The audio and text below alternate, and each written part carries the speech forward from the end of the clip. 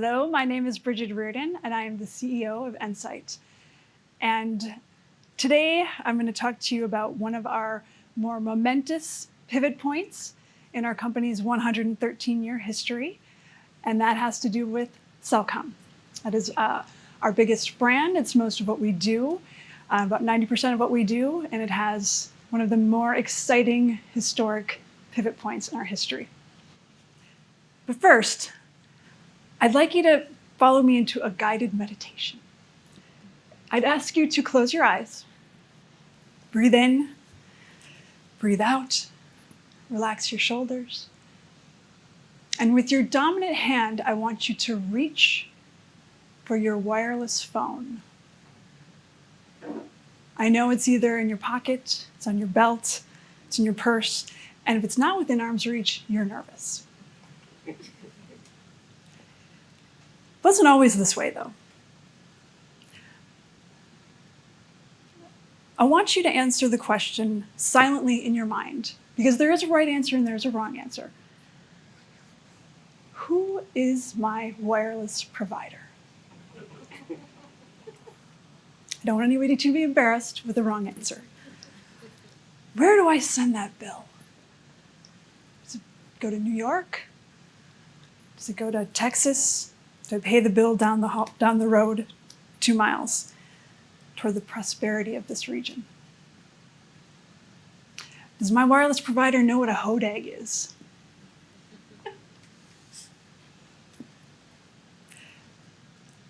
Lots of good questions. Let me take you back. You can open your eyes now. Let me take you back to 1985. That is where our pivot stems from. Most of us were alive in 1985 or heard stories about it. What was life like back then? If you were going to go somewhere, you needed to use a map. It was a paper map. Or you needed to have a really good friend who was good with landmarks to tell you how to get to somewhere. If you're going on a road trip, you might order a triptych from AAA with turn by turn. It will get you to your destination. Amazing. If you wanted to look something up, you would take a dictionary or an encyclopedia off the shelves and page through it alphabetically. We didn't know where our teens were. I was one of those teens, so my parents thought I was where I told them I was. We didn't know exactly where they were. We didn't take pictures of our dinner on regular basis. If we were going to take a picture, it was with a camera. We had to send the film in and get it developed, and the only way to delete something was to throw the picture in the garbage, and that's expensive. Selfie was not a word we used. Meme was coined by Richard Dawkins, and it had nothing to do with cats. If the phone rang in the house, you'd have to go to answer it, usually off the kitchen wall. You'd answer it by saying, hello, fill in your family's surname, hello, Riordans. And if they didn't want to talk to you, you'd have to find the person they were looking to talk to and either yell or go get them and bring them back to this phone. Life was an enormous struggle.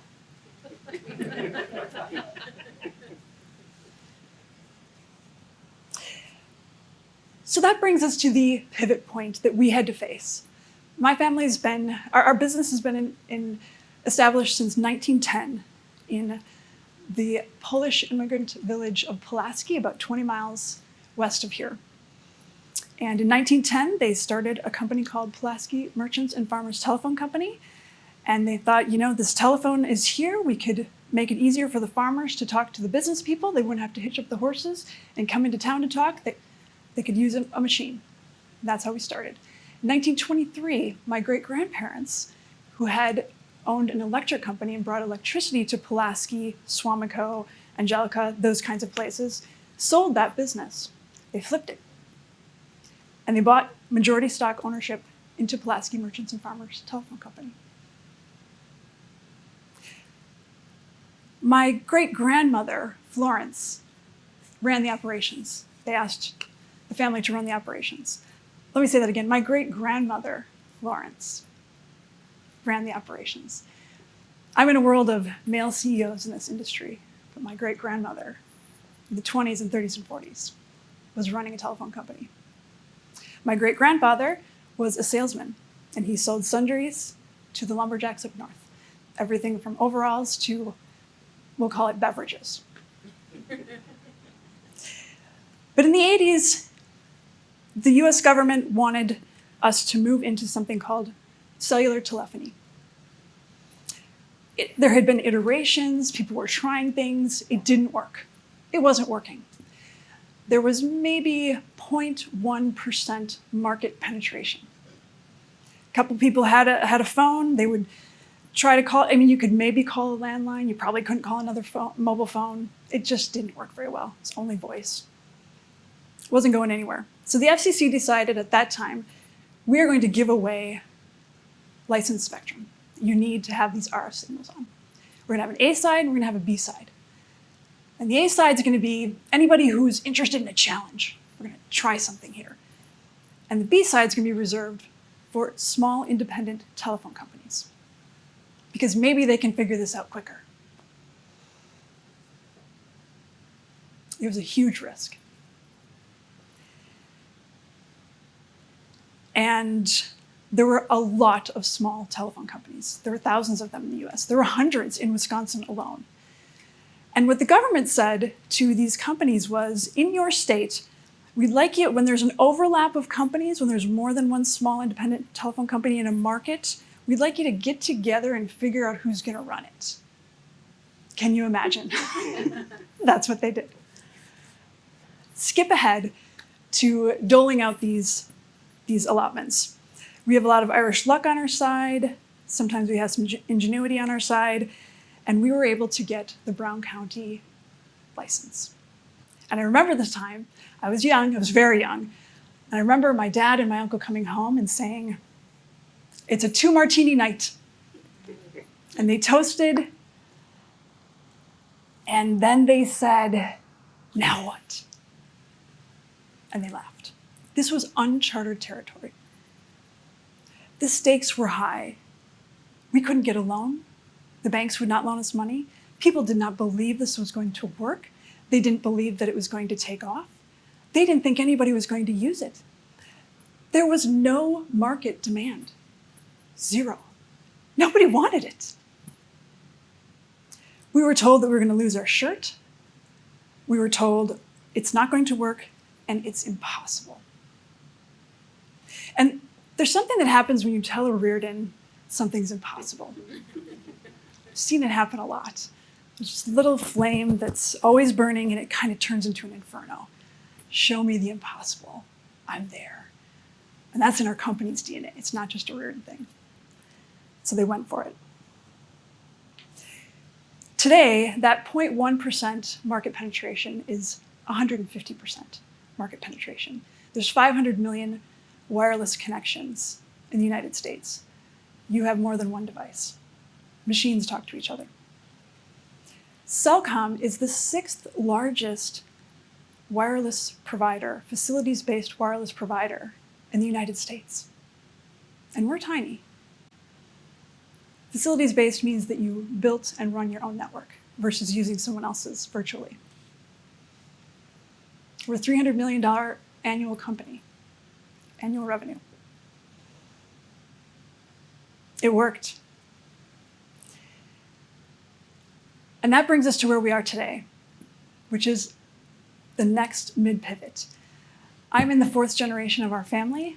I call it the 4th generation of our company, heading into our 4th wind, our 4th reinvention. And it's unknown. There's economic uncertainty, instability. There's uncertainty and instability in the industry. There are very few of us left. The question I get asked almost daily is, when is Cellcom going to sell out? I've worked here for 24 years. When is Cellcom going to sell out? There are very few of us still around. But I'm excited. I think my pivot was, when they asked me to be CEO about 1.5 years ago, I had to figure out how to not allow fear to become a blockade. I had to become fearless, or at least pretend. Our company is now mid-pivot. We are restructuring, re-engineering. We are building up our software engineers, our AI prowess, our automation. We have the best technical teams in the country. In my opinion, they're at par or better than the others. We know our networks backward and forward, and we continue to learn every day. Our operational teams are continuing to up their standards of care and excellence. Everything that we do is about the humanity behind the technology. We are a technology company, but it is about the people. We think about you every day, every minute of every hour of every day, and we lead with respect. Other questions to ask. You know, the regional quality of a wireless company. We compete against giants, and only giants, monolith companies with big promises, perhaps vague claims, and massive marketing budgets. But they don't know what Death's Door is. They don't know about the island across Death's Door with the butterflies and lavender fields and the great bookstore that needs broadband. They don't know about Schoolhouse Beach and the sandstone beaches. They haven't made a choice to hide a cell site in the old Ephraim Village Hall where no one can see any part of it, because those sunset pictures are really important. But you don't want a cell site marring the shore. We choose to put it out of sight.